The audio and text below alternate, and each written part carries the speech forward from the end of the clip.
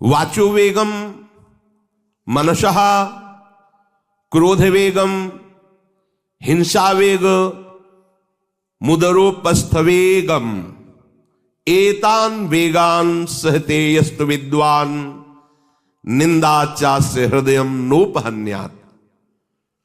जो विद्वान उपासक वाणी का वेग, मन का वेग, क्रोध का वेग, हिंसा का वेग, भूख का वेग और जनेन्द्रिय जनित मैथुन का वेग जो सह जाता है, वही महात्मा निरंतर भजन कर सकता है, वही उपासक निरंतर भजन कर सकता है। नहीं, यही वेग आकर उसके भजन में अंतराय पैदा कर देते हैं। ये वेग वाणी का, मन का, क्रोध का, हिंसा का, उदर का, उपस्थ का यदि आप नहीं सहन करते तो ये आपके भजन में बाधा डाल देंगे, निरंतर भजन नहीं होने देंगे। दूसरा, निरंतर भजन करने में जो प्रभु कह रहे हैं आसीत मत्परा, मेरे परायण होकर भजन करो। अब इन वेगों से बचकर क्यों भजन में चलता है तो उसके अंदर एक बात आने लगती है, मैं अच्छा भजनानंदी हूं। जहां ये बात आई तहां वो दूसरों जो वैष्णव है, महतजन है, महात्मा जन है, वो टीका टिप्पणी करने लगता है उनकी। ये होता है, अपने में श्रेष्ठ भाव आने पर दूसरे साधकों की, वैष्णवों की, महापुरुषों की, महतजनों की वो टीका टिप्पणी करने लगता है। ऐसा क्यों, ऐसा, ऐसा क्यों, ऐसा। ये आपके भजन को ही रोक देगा। निरंतर भजन चलने की तो बात जाने तो भजन से ही विमुख कर देगी ये वृत्ति। ये 6 बातें संतों के प्रति नहीं करनी चाहिए। वो वेग सहो और ये बात भूलकर अपनी वाणी पे न लाओ। बास निरूपण, किसी भी संत महात्मा वैष्णव के विषय में ऐसा कहना, ये तो महलों में रहते हैं या ये तो गांव में रहते हैं, ये तो इनको तो गंगा किनारे या स्मशान में कहीं खंडहर में रहना चाहिए, बाबा जी हैं ऐसे वैसे। वास निरूपण करना, तभी जब अहम जागृत होता है तो संतों के प्रति टीका टिप्पणी शुरू हो जाती है। वास निरूपण, किसी भी संत महात्मा वैष्णव के प्रति उसके वास के विषय में बोलना।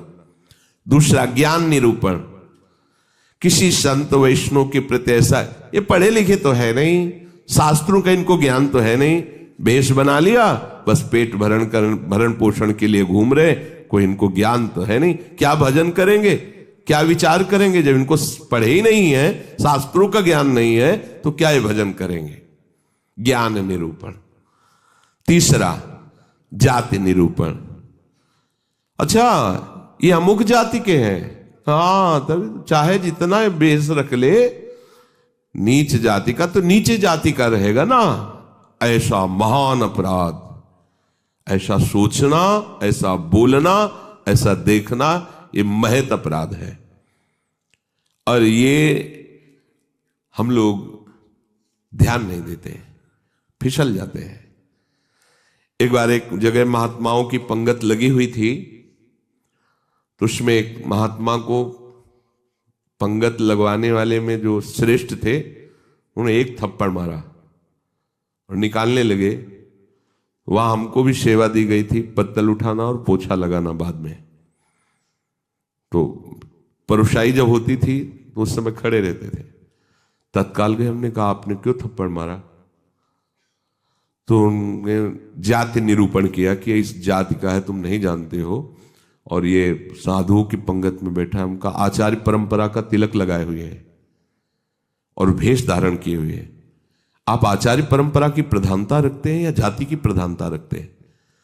वो महात्मा अश्रु प्रवाह करने लगे कि क्या मेरे को भगवान का भजन करने का अधिकार नहीं है? क्या मेरे को भगवत प्रसाद पाने का अधिकार नहीं है? जब हमें गुरु ने वस्त्र दिया है, भेष दिया है, तो हम संतों की सभा में उन्हीं की आज्ञा से बैठे हैं। वैसे हम इस योग्य नहीं हैं, पर बैठे हैं। उनकी दैन्यता देखकर तत्काल उनको हृदय से लगाया और उनसे कहा कि दोबारा ऐसी गलती ना हो, ये क्या मर्यादा है वेश के ऊपर, और उनके चरण पकड़े, एक बार इनको क्षमा करके आप बैठ जाइए, आप प्रसाद पा लीजिए। उस समय भागवती का आवेश में बोले, उनकी सामर्थ्य नहीं हुई दोबारा उनको, वो प्रसाद पा के निकले, मन में ठान लिया कि झोला उठाओ और भागो यहां से। नहीं, जहां संत का अपमान हो वहां नहीं टिकना चाहिए। तो भूल हो जाती है। राजसूय यज्ञ में भगवान ब्रह्मा से लेकर के सब ईश्वर कोटि के महापुरुष पधारे थे, जिसमें स्वयं सर्वेश्वर भगवान श्री कृष्ण विराजमान थे। और उस पवित्रता का क्या वर्णन करना, जहां साक्षात धर्मराज विराजमान है वहां अपवित्रता का प्रवेश नहीं हो सकता। लेकिन यज्ञ की पूर्णता नहीं हुई थी। यज्ञ की पूर्णता सुपच वाल्मीकि के चरण धोकर रसोई में पवाने से हुई थी। स्वयं भगवान श्री कृष्ण चंद्रजू ने ऐसा आदेश किया था, जिन्होंने स्वयं गीता जी में कहा, चातुर्वर्णम मया सृष्टा गुण कर्म विभागशा। लेकिन यदि वो भगवद अनुरागी है तो चातुर्वर्णम मया सृष्टा का सिद्धांत नहीं लागू होगा। भगवान व्यास देव जी कह रहे, अहो वत्स पचतो गरीयान यज्जिभ्यागे वर्तते नाम तुभ्यम। यदि राधा राधा कृष्ण कृष्ण जिभ्या से निकल रहा है, वो चांडाल भी है तो उसका चरणामृत लेके पीना चाहिए। इसलिए हरिराम व्यास जी कहते हैं, व्यास मिठाई विप्र की तामे लागे आग, वृंदावन के स्वपच की जूठन खइए मांग। व्यास रसिक तेई बड़े ब्रजते अनत न जाए, वृंदावन की स्वपच लो जूठन मांगे खाएं। ये जाति निरूपण संत के प्रति करना महत अपराध है। और ये जब जाति का अभिमान बना हुआ है तो भगवत दासत्व का अभिमान कैसे आ सकता है? किसी भी मार्ग में हो, आगे चल करके सब लय हो जाता है। ये देहाभिमान के अंतर्गत आता है। देह ही तो जन्मी है जाति में, ये स्वरूपाभिमान थोड़ी है, ये देहाभिमान ही है। इसलिए वैष्णव के सबके एक ही गोत्र है, अच्युत गोत्र। अपने सब रसकों के एक ही गोत्र है, हरिवंश गोत्र।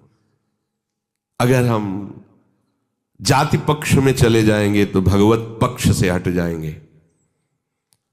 तहां जाति कुल नहीं विचार, कौन सुत्तम कौन गंवार, सार भजन हरिवंश को।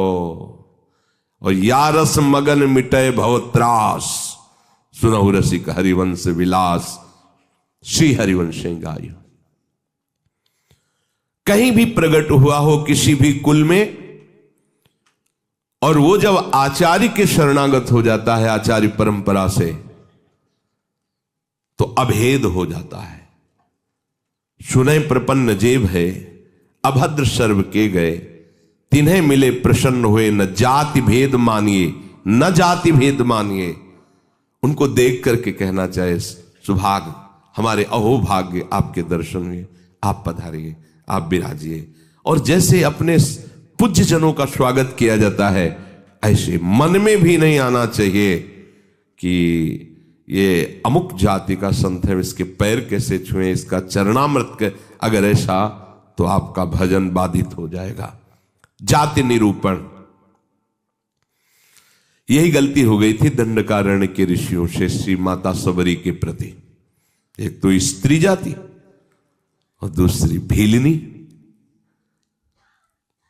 कैसे हम महाब्रह्म ऋषियों के बीच में ना बड़े बड़े कीड़ा पड़ गए थे, सरोवर के जल का प्रयोग नहीं कर सकते थे, सब अशांत थे। और भगवान श्री राम ने माता सबरी को सौभाग्य दिया ऐसा, जो ब्रह्म ऋषियों को भी नहीं मिला। इसलिए कभी किसी संत के जाति निरूपण न करें। ये बिल्कुल, देखो हम सब प्रभु के अंश हैं। कर्म के अनुसार शरीर में आए, कर्म के अनुसार कुल में जन्मे, लेकिन हमको वो लेके थोड़ी बैठना है। हमको तो अपने प्रीतम के पास जाना है। हम ये कुल कर्म को लेके, जाति धर्म को लेकर के, शरीर को लेकर बैठे रहेंगे तो अगला जन्म निश्चित हो जाएगा। हमें प्रभु के पास जाना है। जो ही ये बात सोचकर आगे बढ़े तो आप केवल प्रभु के हो गए, खत्म खेल। बस सृष्टि चक्र के खेल के लिए है चातुर्वर्णम, भगवत मार्ग में जे ही आरूढ़ हुए तो वो शरीर राग हटा, भगवत अंश हो। जितने ब्रह्मा जी पवित्र हैं उतने तुम्हारा स्वरूप पवित्र है। जो भगवान शंकर का स्वरूप है वही तुम्हारा स्वरूप है। स्वरूप में अंतर नहीं है, अंतर है देह में।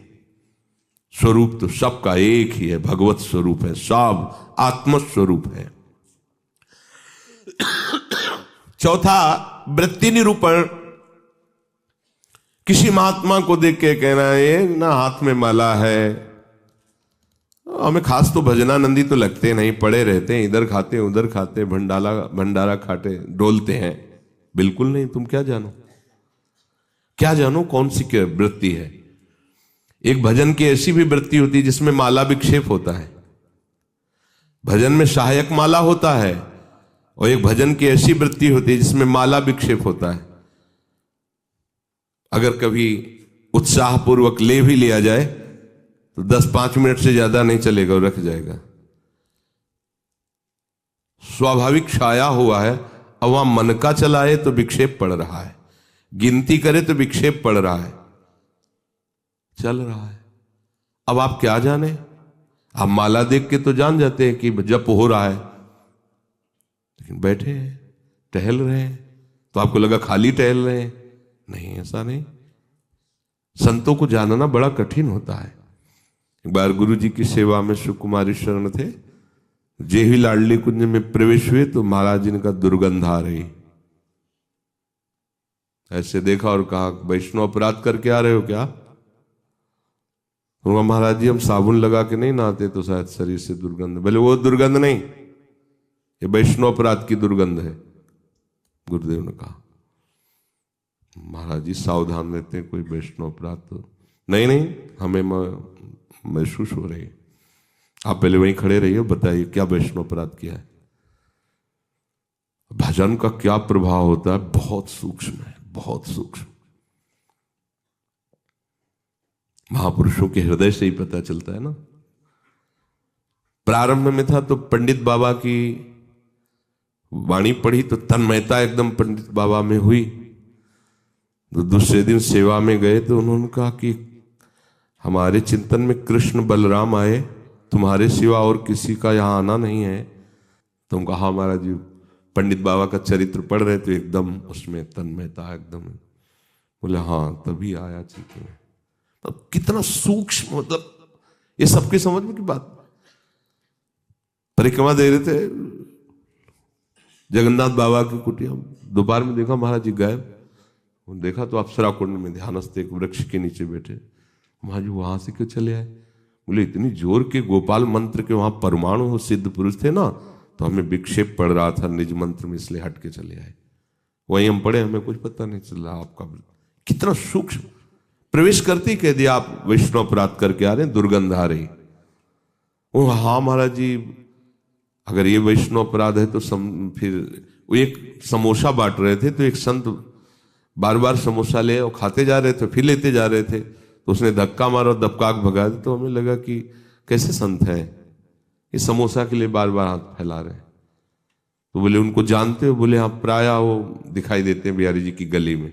बोले जाओ, महाराज जी ने पैसा दिया 50 रुपये उस समय, अगर जाओ समोसा खरीदो, उनको दो और उनके चरण पकड़ो, उनसे कहो कि आपके प्रति हमारी ऐसी मलिन बुद्धि हो गई थी, आप हमें क्षमा करें, फिर सेवा में आओ।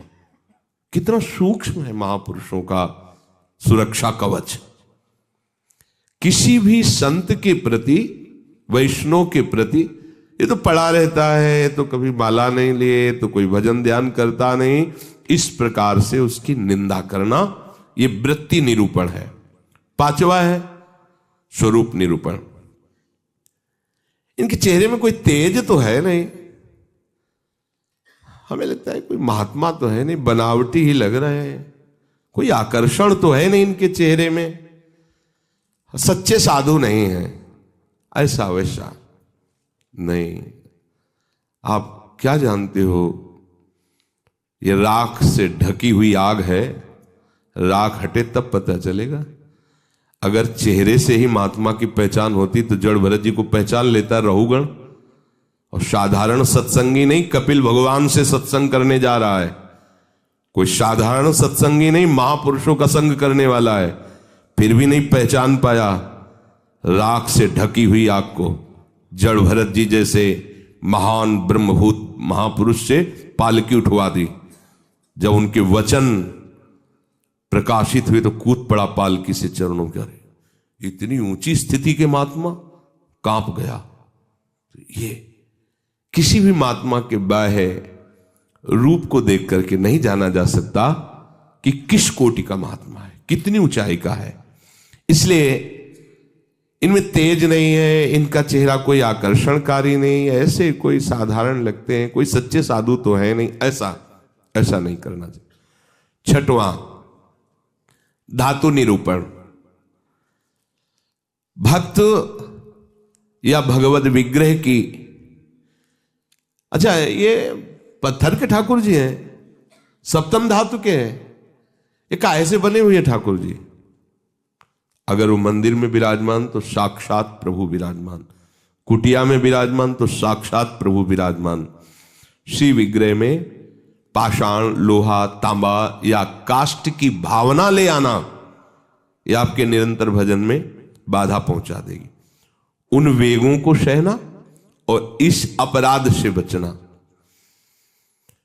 जो गुरु ने नाम दिया है, मंत्र दिया है, आराध्य देव का रूप दिया है, उसके सिवा सब माया है, वो अपने को चिंतन नहीं करना, केवल उतना ही चिंतन। ये बहुत कठिन बात है। प्रायः मनमानी भजन करने में ज्यादा अच्छा लगता है, और गुरु मंत्र और गुरु श्री मुख से जो दिया गया उपासना नाम है, पद्धति है, उसमें मन मरता है, इसलिए उसमें मन नहीं लगना चाहता। हम ये देखते हैं, प्रायः कई उपासकों से सुना है उनके हृदय की बात, जो गुरु प्रदत्त है उसमें नहीं लगेगा और मन माने लग जाएगा। मन ने स्वीकार कर लिया चितम केशवम राम नारायण, ये रटे हम उन्हीं गुरु से पूछ रहे हैं जिन्होंने मंत्र दिया है, नाम दिया, ये हम रटे, तो ये बुरी बात तो है नहीं। भगवान के नाम जपिए, पर बात नहीं बनेगी। जहां बात बननी है वहां मंत्र मूलम गुरु वाक्यम, जो गुरुदेव ने शब्द दिया है, नाम दिया है, मंत्र दिया है, बस होए अनन्य एक व्रत गाए, वही। चाहे जितना मन चंचल हो, जो ऐसी निष्ठा वाला होता है, देर नहीं लगता शांत होने में। पर जिनका है कि छलांग लगाना अच्छा लगता है, थोड़ी देर ये जपा, थोड़ी देर वो जपा, थोड़ी देर वो जपा, अरे भगवान का तो भजन करना है। अभी वो पद्धति को नहीं समझे, अभी रस मार्ग में बहुत दूरी है, अंतराय है।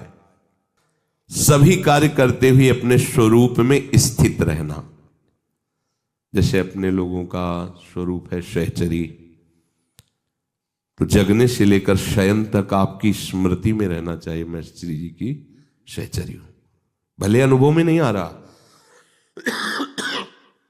आपको सहचरी बप्पू का अनुभव नहीं हो रहा, पर हम हैं, मान लेना है। जैसे अपने को अनुभव नहीं था हम किस कुल में जन्मे हैं, पर माता पिता किसी ने तो सिखाया होगा कि तुम पंडित हो, ब्राह्मण हो, बैठ गया ना दिमाग में। लिखा है क्या ब्राह्मण कहीं, और बैठ गया पंडित घर के जन्म है हमारा। ऐसे ही गुरु ने तुम्हें नया जन्म दिया है, न स्त्री हो, न पुरुष हो, न ब्राह्मण हो, न क्षत्रिय हो, न वैश्य हो, न शूद्र हो, न गृहस्थ हो, न विरक्त हो, क्या हो? श्री जी की प्रिय सखी हो तुम। स्वीकार करो। जैसे मां ने सिखाया था कि ये तुम्हारे पिता हैं और पिता ब्राह्मण कुल के, तो तुम भी ब्राह्मण कुल के हुए, समझ गए? तुम पंडित की संतान हो तो पंडित ही हुए। ऐसे ही तुम हमारे प्रिया प्रीतम के अंश हो। गुरुदेव ने समझाया तुम प्रिया प्रीतम की प्रिय सखी हो। बस ये दिमाग में तुम लाओ पहले, इसी से स्वरूप जागृत होगा। जो उपासना पद्धति मिली पहले दिमाग में ले आओ।